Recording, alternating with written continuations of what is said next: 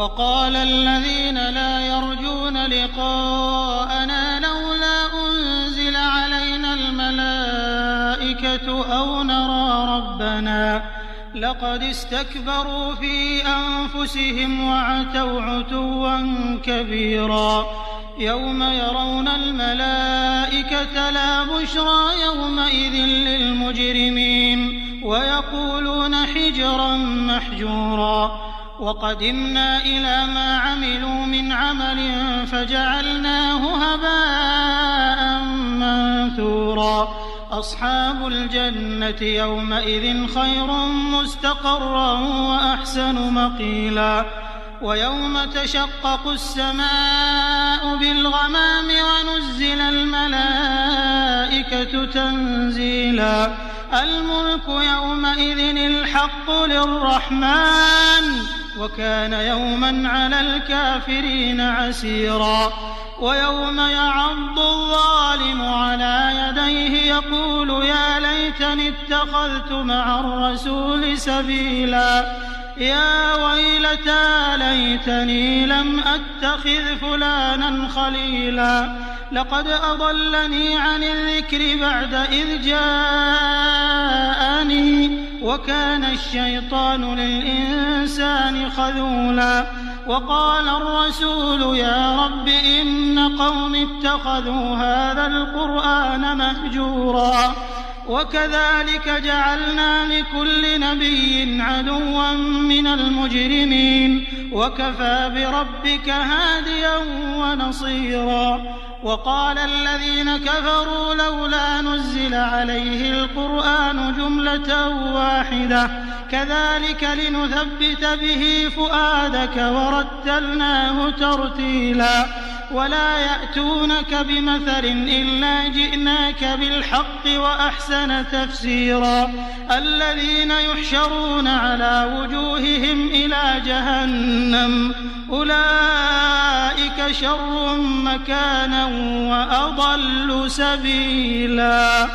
ولقد آتينا موسى الكتاب وجعلنا معه أخاه هارون وزيرا فقلنا اذهبا إلى القوم الذين كذبوا بآياتنا فدمرناهم تدميرا وقوم نوح لما كذبوا الرسل أغرقناهم وجعلناهم للناس آية وأعتدنا للظالمين عذابا أليما وعادا وثمود وأصحاب الرس وقرونا بين ذلك كثيرا وكلا ضربنا له الأمثال وكلا تبرنا تتبيرا ولقد أتوا على القرية التي أمطرت مطر السوء أفلم يكونوا يرونها بل كانوا لا يرجون نشورا وإذا رأوك إن يتخذونك إلا هزوا أهذا الذي بعث الله رسولا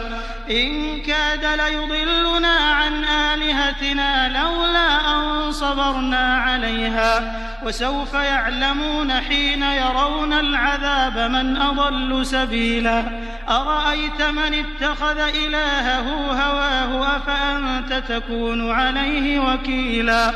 أم تحسب أن أكثرهم يسمعون أو يعقلون إن هم إلا كالأنعام بل هم أضل سبيلا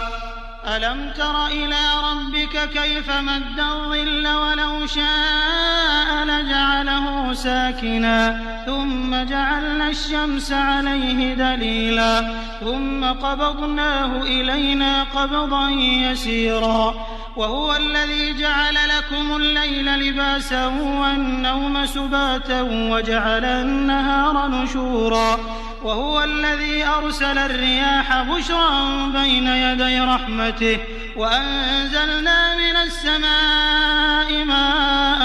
طهورا لنحيي به بلدة ميتا ونسقيه مما خلقنا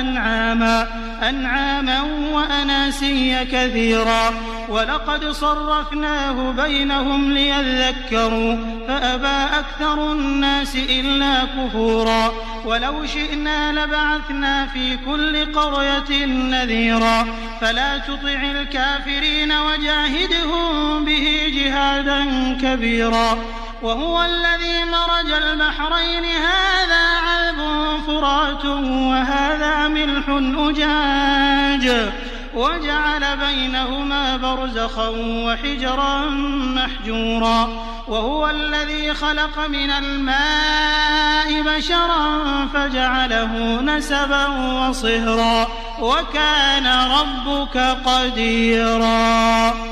ويعبدون من دون الله ما لا ينفعهم ولا يضرهم وكان الكافر على ربه ظهيرا. وما أرسلناك إلا مبشرا ونذيرا. قل ما أسألكم عليه من أجر إلا من شاء أن يتخذ إلى ربه سبيلا. وتوكل على الحي الذي لا يموت وسبح بحمده وكفى به بذنوب عباده خبيرا. الذي خلق السماوات والأرض وما بينهما في 6 أيام ثم استوى على العرش الرحمن فاسأل به خبيرا. وإذا قيل لهم اسجدوا للرحمن قالوا وما الرحمن أنسجد لما تأمرنا وزادهم نفورا. تبارك الذي جعل في السماء بروجا وجعل فيها سراجا وقمرا منيرا. وهو الذي جعل الليل والنهار خلفة لمن أراد أن يذكر أو أراد شكورا. وعباد الرحمن الذين يمشون على الأرض هونا وإذا خاطبهم الجاهلون قالوا سلاما. والذين يبيتون لربهم سجدا وقياما. والذين يقولون ربنا اصرف عنا عذاب جهنم إن عذابها كان غراما إنها ساءت مستقرا ومقاما. والذين إذا أنفقوا لم يسرفوا ولم يقتروا وكان بين ذلك قواما. والذين لا يدعون مع الله إلها آخر ولا يقتلون النفس التي حرم الله إلا بالحق ولا يزنون. ومن يفعل ذلك يلقى أثاما يضاعف له العذاب يوم القيامة ويخلد فيه مهانا إلا من تاب وآمن وعمل عملا صالحا فأولئك يبدل الله سيئاتهم حسنات وكان الله غفورا رحيما. ومن تاب وعمل صالحا فإنه يتوب إلى الله متابا. والذين لا يشهدون الزور وإذا مروا باللغو مروا كراما. والذين إذا ذكروا بآيات ربهم لم يخروا عليها صما وعميانا. والذين يقولون ربنا هب لنا من أزواجنا وذرياتنا قرة أعين وجعلنا للمتقين إماما. أولئك يجزون الغرفة بما صبروا ويلقون فيها تحية وسلاما خالدين فيها حسنت مستقرا ومقاما. قل ما يعبأ بكم ربي لولا دعاؤكم فقد كذبتم فسوف يكون لزاما. أعوذ بالله من الشيطان الرجيم. بسم الله الرحمن الرحيم. طاسيم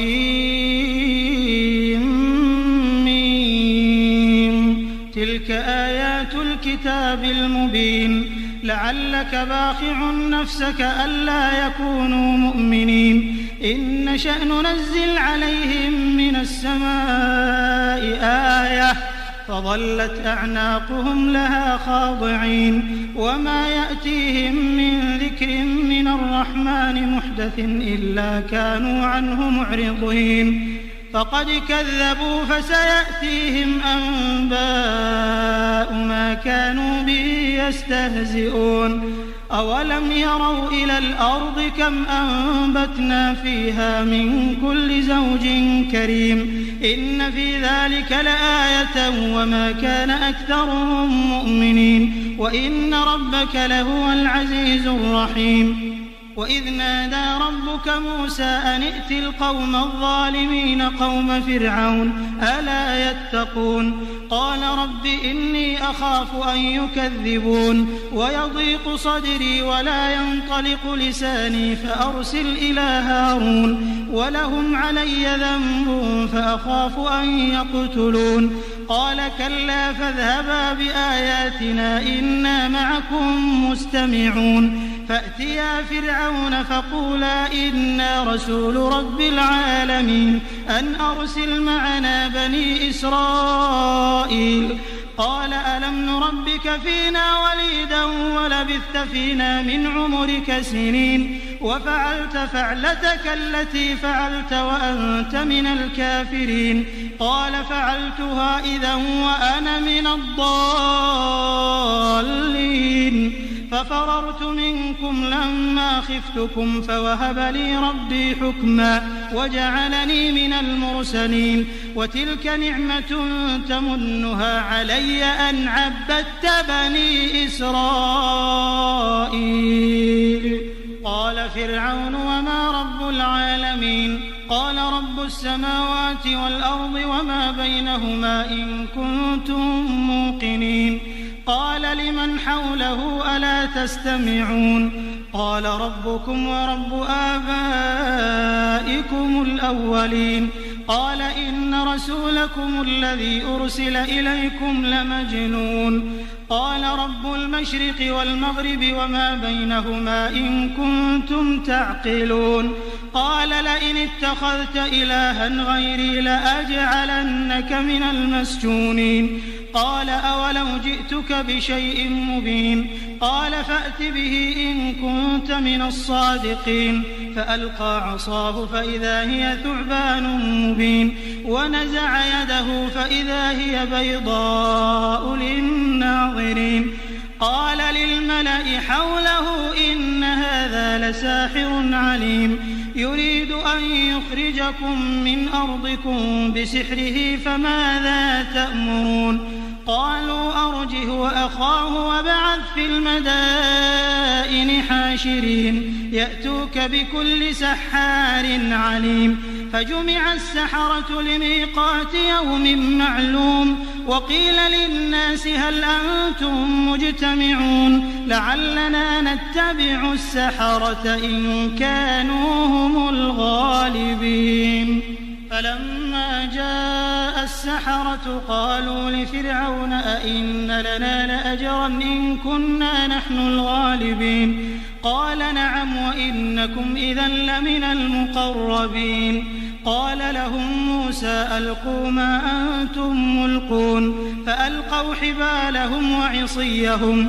وقالوا بعزة فرعون إنا لنحن الغالبون فألقى موسى عصاه فإذا هي تلقف ما يأفكون فألقي السحرة ساجدين قالوا آمنا برب العالمين رب موسى وهارون قال آمنتم له قبل أن آذن لكم إنه لكبيركم الذي علمكم السحر فلسوف تعلمون لأقطعن أيديكم وأرجلكم من خلاف ولأصلبنكم أجمعين قالوا لا ضير إنا إلى ربنا منقلبون إنا نطمع أن يغفر لنا ربنا خطايانا أن كنا أول المؤمنين وأوحينا إلى موسى أن أسر بعبادي إنكم متبعون فأرسل فرعون في المدائن حاشرين إن هؤلاء لشرذمة قليلون وإنهم لنا لغائظون وإنا لجميع حاذرون فأخرجناهم من جنات وعيون وكنوز ومقام كريم كذلك وأورثناها بني إسرائيل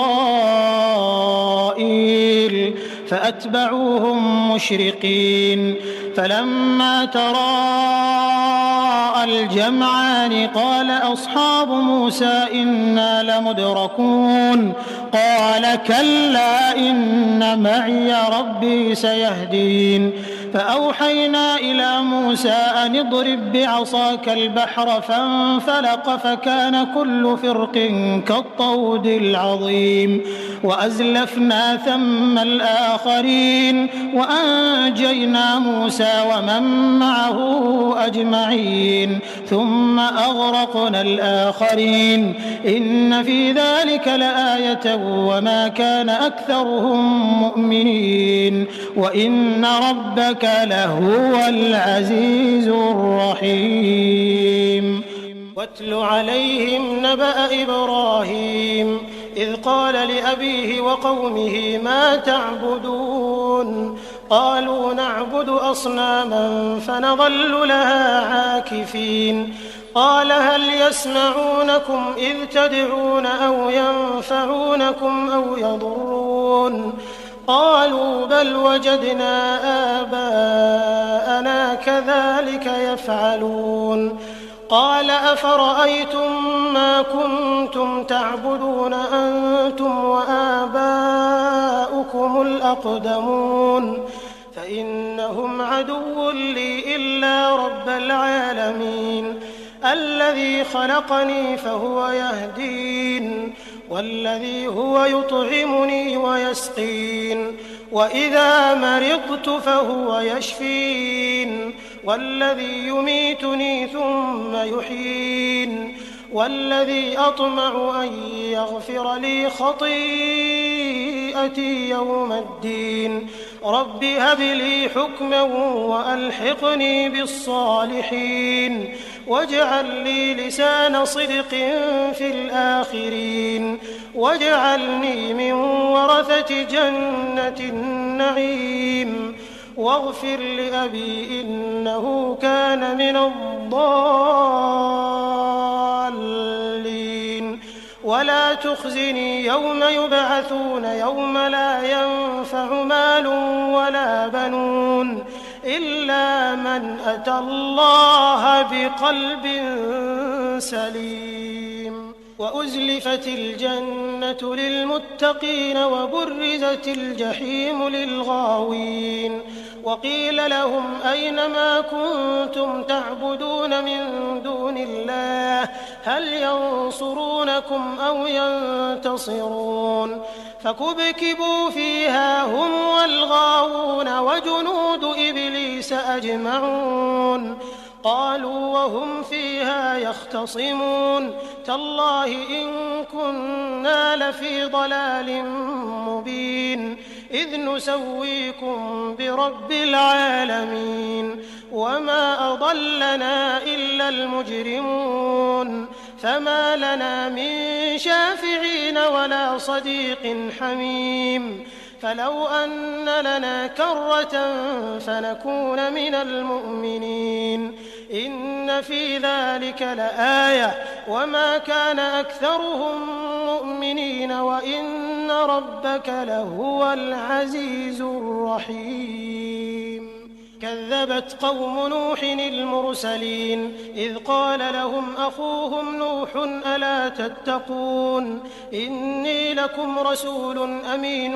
فاتقوا الله وأطيعون وما أسألكم عليه من أجر إن أجري إلا على رب العالمين فاتقوا الله وأطيعون قالوا أنؤمن لك واتبعك الأرذلون قال وما علمي بما كانوا يعملون إن حسابهم إلا على ربي لو تشعرون وما أنا بطارد المؤمنين إن أنا إلا نذير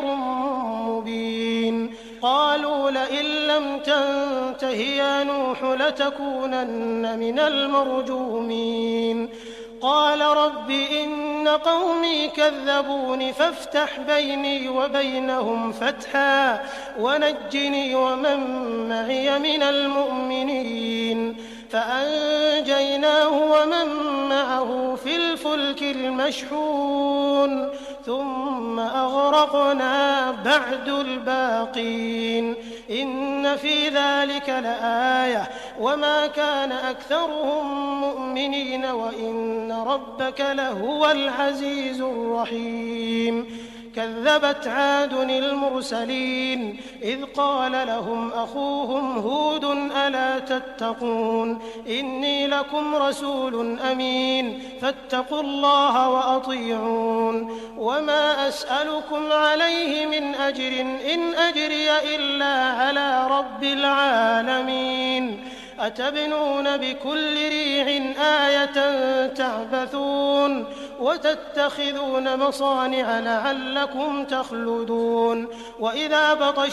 بطشتم جبارين فاتقوا الله وأطيعون واتقوا الذي أمدكم بما تعلمون أمدكم بأنعام وبنين وجنات وعيون إني أخاف عليكم عذاب يوم عظيم قالوا سواء علينا أوعظت أم لم تكن من الواعظين إن هذا إلا خلق الأولين وما نحن بمعذبين فكذبوه فأهلكناهم إن في ذلك لآية وما كان أكثرهم مؤمنين وإن ربك لهو العزيز الرحيم كذبت ثمود المرسلين إذ قال لهم أخوهم صالح ألا تتقون إني لكم رسول أمين فاتقوا الله وأطيعون وما أسألكم عليه من أجر إن أجري إلا على رب العالمين أتتركون فيما هاهنا آمنين في جنات وعيون وزروع ونخل طلعها هضيم وتنحتون من الجبال بيوتا فارهين فاتقوا الله وأطيعون ولا تطيعوا أمر المسرفين الذين يفسدون في الأرض ولا يصلحون قالوا إنما أنت من المسحرين ما أنت إلا بشر مثلنا فأت بآية إن كنت من الصادقين قال هذه ناقة لها شرب ولكم شرب يوم معلوم ولا تمسوها بسوء فيأخذكم عذاب يوم عظيم فعقروها فأصبحوا نادمين فأخذهم العذاب إن في ذلك لآية وما كان أكثرهم مؤمنين وإن ربك لهو العزيز الرحيم كذبت قوم لوط المرسلين إذ قال لهم أخوهم لوط ألا تتقون إني لكم رسول أمين فاتقوا الله وأطيعون وما أسألكم عليه من أجر إن أجري إلا على رب العالمين أتأتون الذكران من العالمين وتذرون ما خلق لكم ربكم من أزواجكم بل أنتم قوم عادون قالوا لئن لم تنته يا لوط لتكونن من المخرجين قال إني لعملكم من القالين رب نجني وأهلي مما يعملون فنجيناه وأهله أجمعين إلا عجوزا في الغابرين ثم دمرنا الآخرين وأمطرنا عليهم مطرا فساء مطر المنذرين إن في ذلك لآية وما كان أكثرهم مؤمنين وإن ربك لهو العزيز الرحيم كذب أصحاب الأيكة المرسلين إذ قال لهم شعيب ألا تتقون إني لكم رسول أمين فاتقوا الله وأطيعون وما أسألكم عليه من أجر إن أجري إلا على رب العالمين أوفوا الكيل ولا تكونوا من المخسرين وزنوا بالقسطاس المستقيم ولا تبخسوا الناس أشياءهم ولا تعثوا في الأرض مفسدين واتقوا الذي خلقكم والجبلة الأولين قالوا إنما أنت من المسحرين وما أنت إلا بشر مثلنا وإن نظنك لمن الكاذبين فأسقط علينا كسفا من السماء إن كنت من الصادقين قال ربي أعلم بما تعملون فكذبوه فأخذهم عذاب يوم الظلة إنه كان عذاب يوم عظيم إن في ذلك لآية وما كان أكثرهم مؤمنين وإن ربك لهو العزيز الرحيم وإنه لتنزيل رب العالمين نزل به الروح الأمين على قلبك لتكون من المنذرين بلسان عربي مبين وإنه لفي زبر الأولين أولم يكن لهم آية أن يعلمه علماء بني إسرائيل ولو نزلناه على بعض الأعجمين فقرأه عليهم ما كانوا به مؤمنين كذلك سلكناه في قلوب المجرمين لا يؤمنون به حتى يروا العذاب الأليم فيأتيهم بغتة وهم لا يشعرون فيقولوا هل نحن منظرون أفبعذابنا يستعجلون أفرأيت إن متعناهم سنين ثم جاءهم ما كانوا يوعدون ما أغنى عنهم ما كانوا يمتعون وما أهلكنا من قرية إلا لها منذرون ذكرى وما كنا ظالمين وما تنزلت به الشياطين وما ينبغي لهم وما يستطيعون إنهم عن السمع لمعزولون فلا تدع مع الله إلها آخر فتكون من المعذبين وأنذر عشيرتك الأقربين واخفض جناحك لمن اتبعك من المؤمنين فإن عصوك فقل إني بريء مما تعملون وتوكل على العزيز الرحيم الذي يراك حين تقوم وتقلبك في الساجدين إنه هو السميع العليم هل أنبئكم على من تنزل الشياطين تنزل على كل أفاك أثيم يلقون السمع وأكثرهم كاذبون والشعراء يتبعهم الغاوون ألم تر أنهم في كل واد يهيمون وأنهم يقولون ما لا يفعلون إلا الذين آمنوا وعملوا الصالحات وذكروا الله كثيرا وانتصروا من بعد ما ظلموا وسيعلم الذين ظلموا أي منقلب ينقلبون بسم الله الرحمن الرحيم طاسين تلك آيات القرآن وكتاب مبين هدى وبشرى للمؤمنين الذين يقيمون الصلاة ويؤتون الزكاة وهم بالآخرة هم يوقنون إن الذين لا يؤمنون بالآخرة زينا لهم أعمالهم فهم يعمهون أولئك الذين لهم سوء العذاب وهم في الآخرة هم الأخسرون وإنك لتلقى القرآن من لدن حكيم عليم إذ قال موسى لأهله إني آنست نارا سآتيكم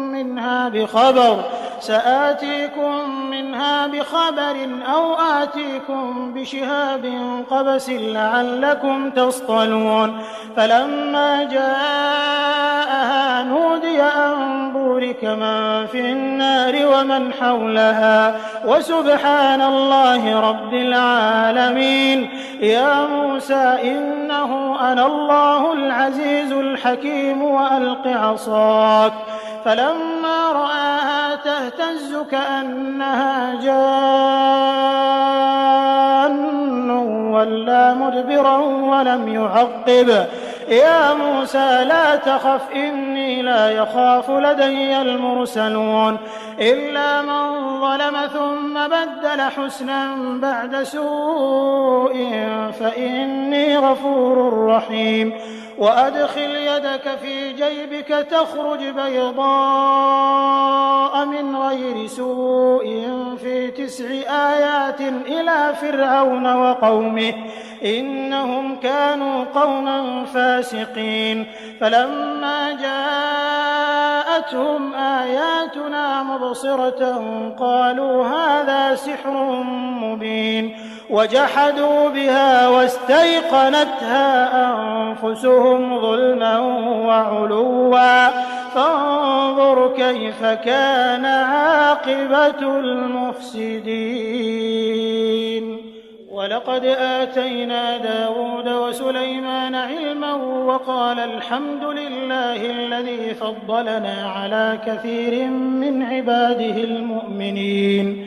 وورث سليمان داود وقال يا أيها الناس علمنا منطق الطير وأوتينا من كل شيء إن هذا لهو الفضل المبين وحشر لسليمان جنوده من الجن والإنس والطير فهم يوزعون حتى إذا أتوا على واد النمل قالت نملة يا أيها النمل ادخلوا مساكنكم لا يحطمنكم سليمان وجنوده وهم لا يشعرون فتبسم ضاحكا من قولها وقال رب أوزعني أن أشكر نعمتك التي أنعمت علي وعلى والدي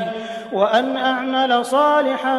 ترضاه وأدخلني برحمتك في عبادك الصالحين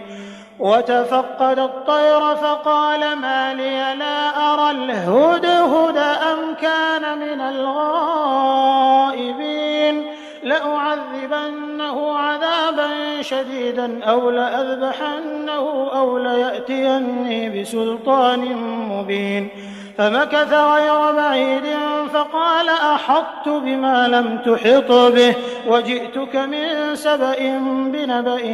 يقين إني وجدت امرأة تملكهم وأوتيت من كل شيء ولها عرش عظيم وجدتها وقومها يسجدون للشمس من دون الله وزين لهم الشيطان أعمالهم فصدهم عن السبيل فهم لا يهتدون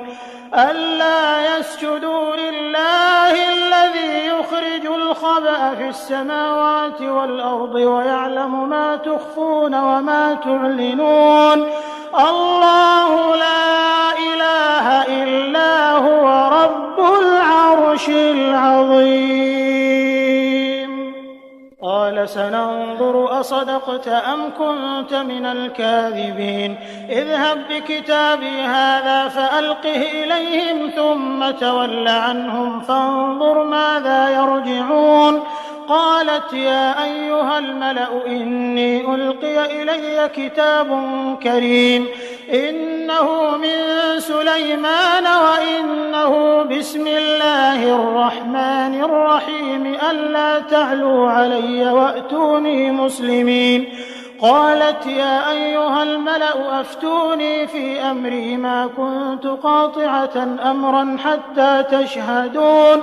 قالوا نحن أولو قوة وأولو بأس شديد والأمر إليك فانظري ماذا تأمرين. قالت إن الملوك إذا دخلوا قرية أفسدوها وجعلوا أعزة أهلها أذلة وكذلك يفعلون. وإني مرسلة إليهم بهدية فناظرة بما يرجع المرسلون. فلما جاء سليمان قال أتمدونني بمال فما آتاني الله خير مما آتاكم بل أنتم بهديتكم تفرحون. ارجع إليهم فلنأتينهم بجنود لا قبل لهم بها ولنخرجنهم منها أذلة وهم صاغرون. قال يا أيها الملأ أيكم يأتيني بعرشها قبل أن يأتوني مسلمين. قال عفريت من الجن أنا آتيك به قبل أن تقوم من مقامك وإني عليه لقوي أمين. قال الذي عنده علم من الكتاب أنا آتيك به قبل أن يرتد إليك طرفك فلما رآه مستقرا عنده قال هذا من فضل ربي ليبلوني أأشكر أم أكفر ومن شكر فإنما يشكر لنفسه ومن كفر فإن ربي غني كريم. قال نكروا لها عرشها ننظر أتهتدي أم تكون من الذين لا يهتدون. فلما جاءت قيل أهكذا عرشك قالت كأنه هو وأوتينا العلم من قبلها وكنا مسلمين. وصدها ما كانت تعبد من دون الله إنها كانت من قوم كافرين. قيل لها ادخل الصرح فلما رأته حسبته لجة وكشفت عن ساقيها قال إنه صرح ممرد من قوارير. قالت رب إني ظلمت نفسي وأسلمت مع سليمان لله رب العالمين. ولقد أرسلنا إلى ثمود أخاهم صالحا أن اعبدوا الله فإذا هم فريقان يختصمون. قال يا قوم لم تستعجلون بالسيئة قبل الحسنة لولا تستغفرون الله لعلكم ترحمون. قالوا اطيرنا بك وبمن معك قال طائركم عند الله بل أنتم قوم تفتنون. وكان في المدينة 9 رهط يفسدون في الأرض ولا يصلحون. قالوا تقاسموا بالله لنبيتنه وأهله ثم لنقولن لوليه ما شهدنا مهلك أهله وإنا لصادقون. ومكروا مكرا ومكرنا مكرا وهم لا يشعرون. فانظر كيف كان عاقبة مكرهم أنا دمرناهم وقومهم أجمعين. فتلك بيوتهم خاوية بما ظلموا إن في ذلك لآية لقوم يعلمون. وأنجينا الذين آمنوا وكانوا يتقون. ولوطا إذ قال لقومه أتأتون الفاحشة وأنتم تبصرون أئنكم لتأتون الرجال شهوة من دون النساء بل أنتم قوم تجهلون فما كان جواب قومه إلا أن قالوا أخرجوا آل لوط من قريتكم إنهم أناس يتطهرون فأنجيناه وأهله إلا امرأته قدرناها من الغابرين وأمطرنا عليهم مطرا فساء مطر المنذرين قل الحمد لله وسلام على عباده الذين اصطفى الله خير أما يشركون